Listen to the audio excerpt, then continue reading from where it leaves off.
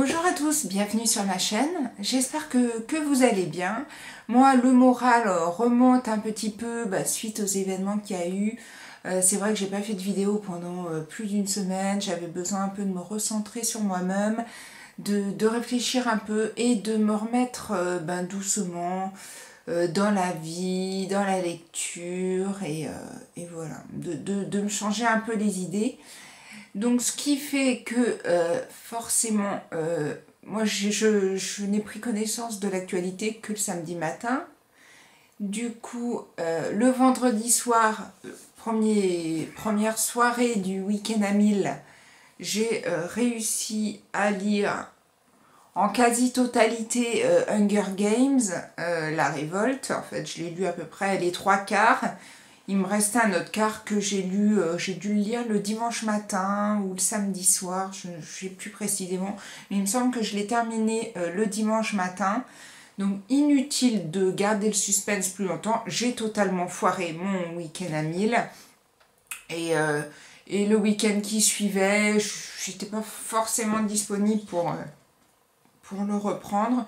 Ce qui fait que j'ai pas fait ce challenge qui pourtant me plaît énormément, mais voilà, j'ai considéré que j'avais foiré le premier week-end et j'avais pas forcément envie de m'y remettre directement le week-end qui suivait. Donc je reviens à cette lecture, donc Hunger Games de Suzanne Collins qui est paru chez Pocket Jeunesse, le tome 3.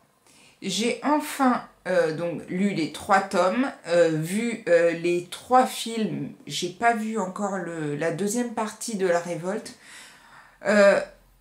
Parce que pourtant j'étais vraiment emballée, mais je dois vous dire que le film, je sais pas s'il y a beaucoup d'autres qui l'ont ressenti comme ça, mais alors moi, le film, la partie 1 de La Révolte, ça m'a un petit peu ennuyée. À un moment, j'ai trouvé ça vraiment limite un peu long, quoi. C'est vrai que je vois pas l'intérêt, alors qu'il fait quasiment la même taille que les autres, d'avoir coupé en deux celui-ci. Qui, pour moi, est peut-être le moins bon des trois, en sachant que j'ai vraiment adoré cette trilogie. Je pense qu'on aurait pu faire qu'un film et garder la trilogie également au film. J'ai pas trop compris, mais bon, ce n'est que mon humble avis. Moi, j'ai beaucoup aimé le livre, j'ai beaucoup aimé la fin, et voilà. Au moins, je ne pourrais pas dire je n'ai pas lu Hunger Games. Bon, maintenant, il va falloir que je me mette sur Divergente, parce que j'ai jamais lu Divergente non plus. Bon, petit à petit, hein, on va essayer de rattraper le retard, mais bon, j'ai pas non plus envie que lire ça, donc voilà. Mais une très belle lecture, et n'hésitez pas si vous voulez vous y mettre. C'est vraiment super sympa. J'ai ensuite lu Confession d'une glitter addict de Digli qui est paru chez Marabule. C'est une lecture très girly, très simple. C'est un peu vous voyez, un peu en format BD, mais BD différente sans les petites cases et tout. C'est quelque chose, un style qu'on retrouve dans les magazines féminins, ce type de choses. C'est très vite lu et c'est très frais, c'est très gai, très girly. Donc moi, j'ai beaucoup aimé ce livre. Le troisième livre que j'ai lu, c'est The Book of Ivy. Le troisième livre que j'ai lu, c'est The Revolution of Ivy.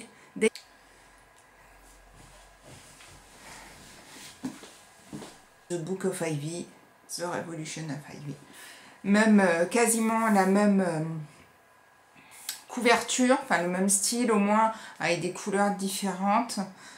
J'avais beaucoup aimé le tome 1, qui était vraiment totalement addictif, et du coup je me demandais un peu comment elle réussirait à continuer et à faire aussi bien que le premier. Donc je partais quand même, j'avais hâte de le lire, mais je partais avec un petit avis un peu négatif et tout. Il n'est pas resté longtemps. J'ai trouvé même que celui-ci, je l'ai trouvé à certains moments meilleur que le tome 1.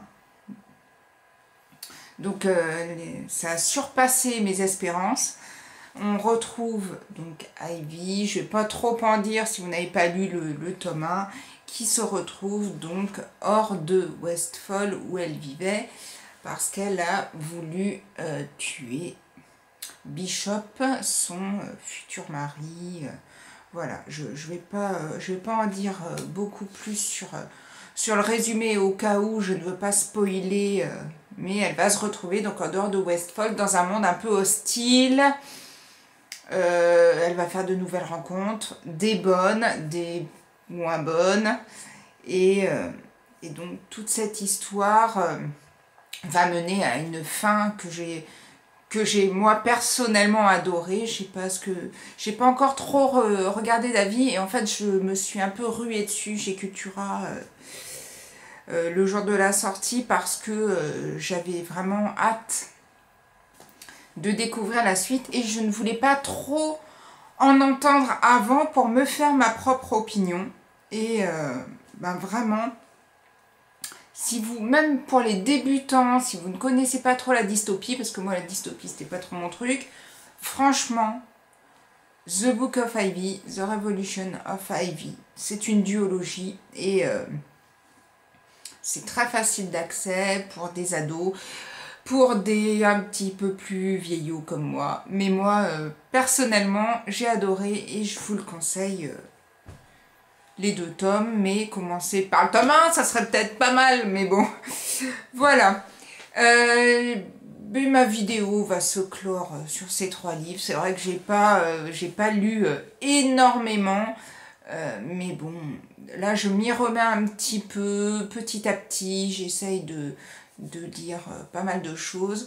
Je ferai bientôt une vidéo challenge, plus une vidéo aussi haul. J'ai fait des petits achats nécessaires ou pas, mais voilà, il y avait des choses qui me tentaient et du coup j'en ai profité pour m'acheter aussi certains livres. Mais ça, c'est une prochaine vidéo. En attendant, je vous souhaite une très bonne journée et prenez soin de vous. Ciao, ciao! All the wars for nothing never ends.